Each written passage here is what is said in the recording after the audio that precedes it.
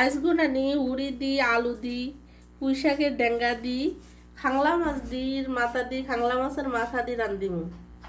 Hello everyone, আসসালামু আলাইকুম। কেমন আছেন সবাই? রোজি ফ্যামিলি ব্লগ থেকে নতুন আরেকটি ভিডিও নিয়ে চলে এলাম। তো আজকে রান্না করলাম তো সিলেটি রান্না, সিম দিয়ে আলু দিয়ে আর পুঁই শাকের ডাঁটা দিয়ে। এটাকে বলে খাংলা মাছ সিলেটে, এটা হলো ফলই মাছ আর কি। এটা দিয়ে রান্না করবো।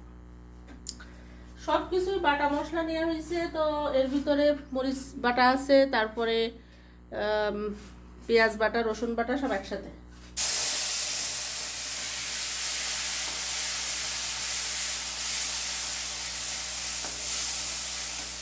এটা নাকি সিলেটের বিখ্যাত তরকারি।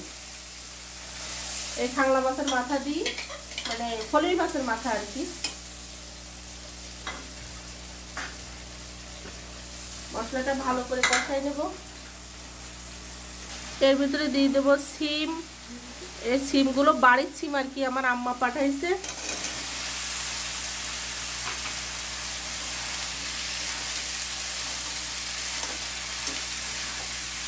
ভালো করে কষাই নিব।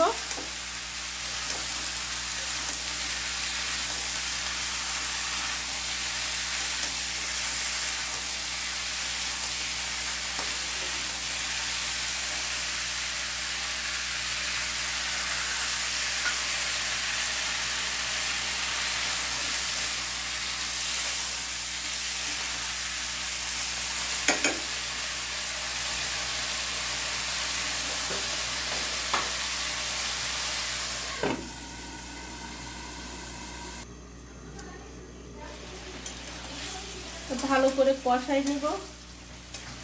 আমি একটু গরম পানি দিয়ে দিয়েছি যাতে এটা একটু গলে যায়, তারপরে আমি ঝোল দিব আর কি।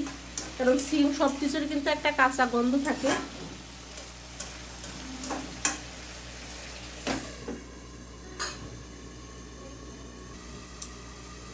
কষানো কিন্তু হয়ে গেছে। এর ভিতরে আমি উতরানো পানি দিয়ে দেবো।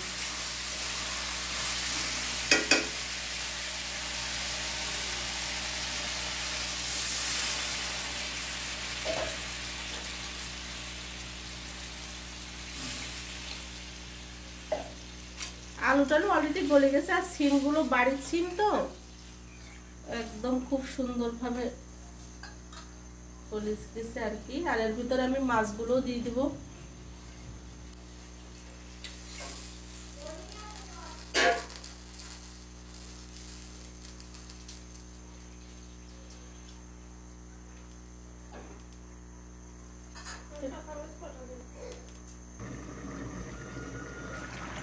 রান্না কিন্তু হয়ে গেছে। এর ভিতরে এখন ধনিয়া পাতা দিয়ে নামিয়ে নেব।